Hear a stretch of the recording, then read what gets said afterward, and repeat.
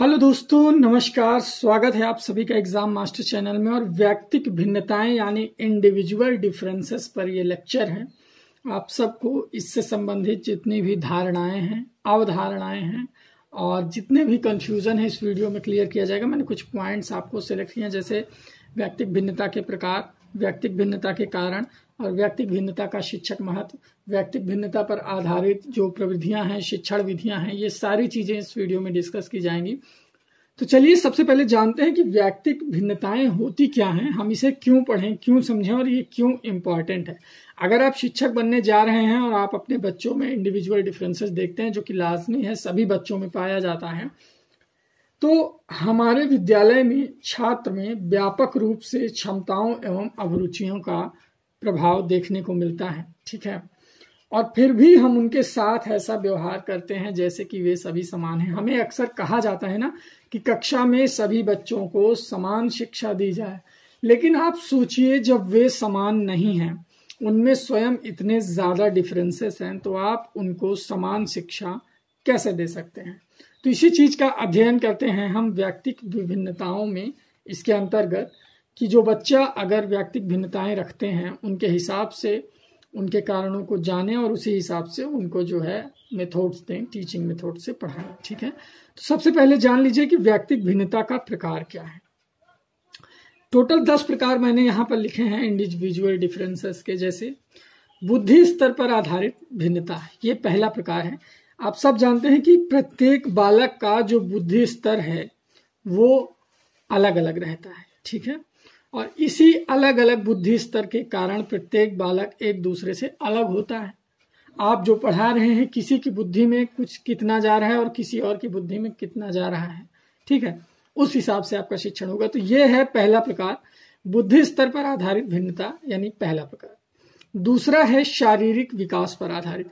किसी किसी का शारीरिक विकास बहुत तेजी से होता है, किसी का मध्यम गति से और किसी का धीमी गति से। तो इस आधार पर भी बालक एक दूसरे से अलग होते हैं, इंडिविजुअल डिफरेंसेस उनमें पाया जाता है। तीसरा है उपलब्धि भिन्नता। अब यहाँ पर चाहे आप शैक्षिक उपलब्धि की बात कर लें या सामाजिक उपलब्धि की, बालक एक दूसरे से डिफरेंट होते हैं, चाहे शैक्षिक उसमें चाहे सामाजिक रूप से उनकी उपलब्धि भिन्नता भी होती है। अभिवृत्ति में भिन्नता, यानी सबके इंटरेस्ट, सबका टेस्ट अलग अलग रहता है, सबकी अभिवृत्तियां, रुचियां अलग अलग रहती हैं। व्यक्तित्व में भिन्नता, सबकी इंडिविजुअलिटी रहती है, सबका व्यक्तित्व, सबकी पर्सनैलिटी जो है अलग अलग रहती है।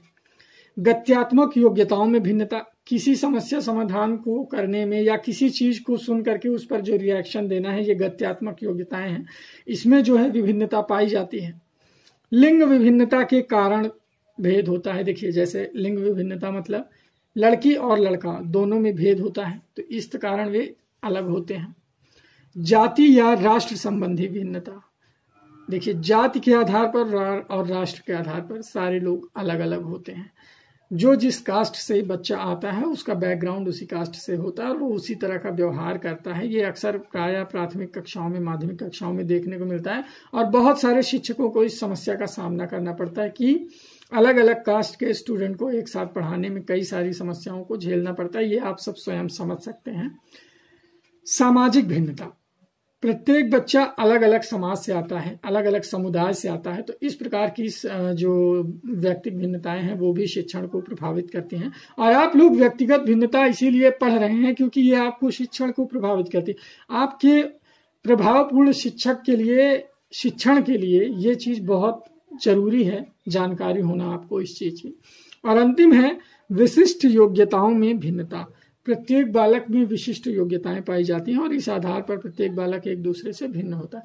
तो यहाँ पर टोटल ये 10 पॉइंट्स हैं मैंने जो आपको दिखाए व्यक्तिगत भिन्नता के प्रकार। ये 10 पॉइंट्स आप लोग चाहें तो नोट्स बना के लिख सकते हैं। ठीक है, टोटल 10 पॉइंट्स हैं व्यक्तिगत भिन्नताओं के प्रकार में। आप इन्हें याद रख सकते हैं और लिख सकते हैं अच्छे से। सीटेट या कोई भी एग्जाम आप देने जा रहे हैं, शिक्षक बनने जा रहे हैं, तो ये चीज आपके लिए बहुत इंपॉर्टेंट है। दूसरी चीज मैं बात करूंगा व्यक्तिक भिन्नता के कारण और महत्व की। तो चलिए सबसे पहले जान लेते हैं किस कारण होती है व्यक्तिक भिन्नता। पहली बात तो व्यक्तिक भिन्नता वंशानुक्रम। दूसरा है वातावरण। जी हाँ, वातावरण के कारण व्यक्तिक भिन्नता पाई जाती है। जाति, प्रजाति और देश के कारण व्यक्तिक भिन्नता पाई जाती है। आयु व बुद्धि के कारण प्रत्येक बालक एक दूसरे से भिन्न होता है और परिपक्वता यानी मैच्योरिटी के कारण भी बालक एक दूसरे से भिन्न होता है और लिंग भेद यानी लड़का और लड़की में जो लिंग भेद होता है उसके कारण व्यक्तिक भिन्नताएं पाई जाती हैं। तो टोटल ये 6 कारण हैं जो व्यक्तिक रूप से भिन्न बनाते हैं बालकों को। ठीक है, ये 6 कारण आप चाहें तो अपने नोट्स में लिख सकते हैं, कोई डायरी बना लीजिए एक, और जैसे जैसे मैं लेक्चर देता हूं वैसे वैसे पॉइंट्स आप लोग लिखते जाएं। तो वंशानुक्रम, वातावरण, जाति प्रजाति, देश, आयु व बुद्धि, परिपक्वता और लिंग भेद। तो मुझे नहीं लगता कि इसे कोई डिफाइन करने की ज्यादा आवश्यकता है, आप लोग इसे बहुत अच्छे से समझ गए होंगे। व्यक्तिक भिन्नता के कारण क्या है, ठीक है, ये लिख लीजिए कारण की हेडिंग डाल के।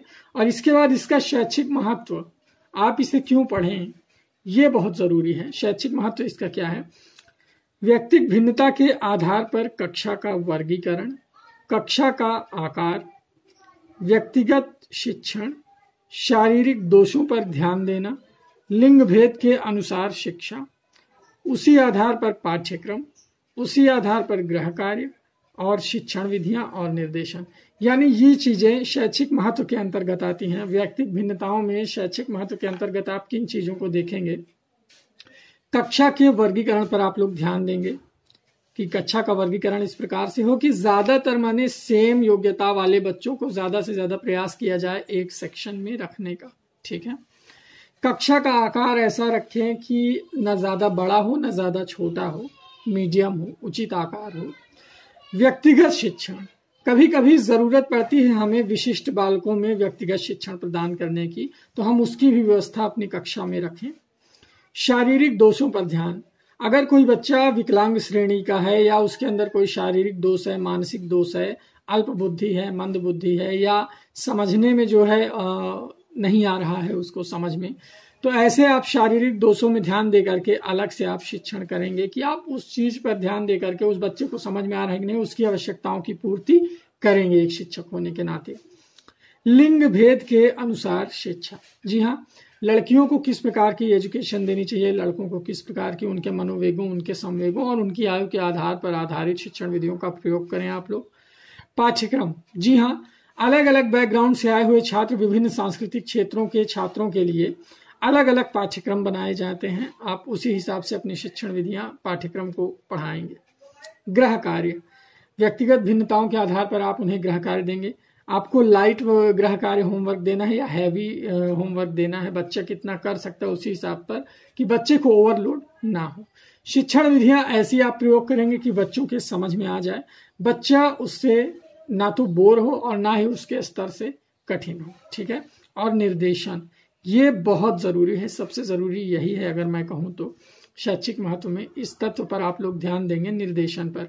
अच्छा, अब यहाँ पर इसी वीडियो में मैं आपको बता दे रहा हूँ कि कुछ यहाँ पर मैंने बनाया हुआ है प्रविधियां, व्यक्तिक विभिन्नताओं पर आधारित प्रविधियां कौन कौन सी हैं, जैसे प्रोजेक्ट प्रणाली, डाल्टन प्रणाली, विनेटिका प्रणाली, ड्रेकोली प्रणाली, कॉन्ट्रैक्ट प्रणाली, अभिक्रमित अनुदेशन, मॉन्टेसरी प्रणाली, ह्यूरिस्टिक पद्धति और बेसिक शिक्षा प्रणाली। टोटल यहाँ पर 3 3 6 3 9 पद्धतियां हैं। ठीक है, जो व्यक्तिक विभिन्नताओं पर आधारित प्रविधियां हैं, मैंने इनको लिख लिया, आप लोग भी इनको लिखिए। और आगे हम लोग क्या करेंगे, जैसे एक लेक्चर रहेगा प्रोजेक्ट प्रणाली पे, एक लेक्चर रहेगा डाल्टन प्रणाली पे कि डाल्टन प्रणाली क्या है, इसके अंतर्गत क्या क्या आता है, कैसे बच्चे इससे प्रभावित होते हैं, क्या असर पड़ता है उनकी पढ़ाई पर, ये सारी चीजें हम बात करेंगे। तो इसी तरह एक एक प्रणाली को हम डिफाइन करेंगे अगले वीडियोज में।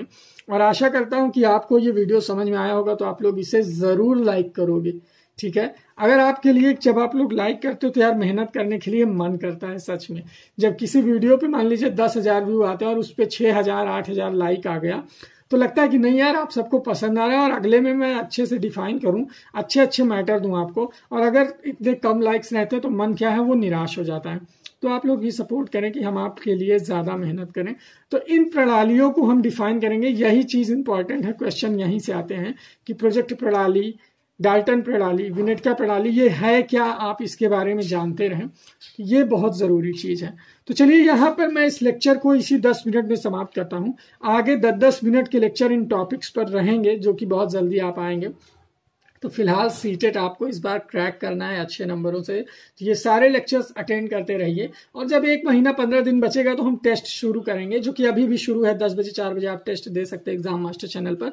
तो फिलहाल आज की वीडियो में इतना ही दोस्तों। लाइक करें, शेयर करें और सब्सक्राइब करें हमारा exam master channel. Thank you so much.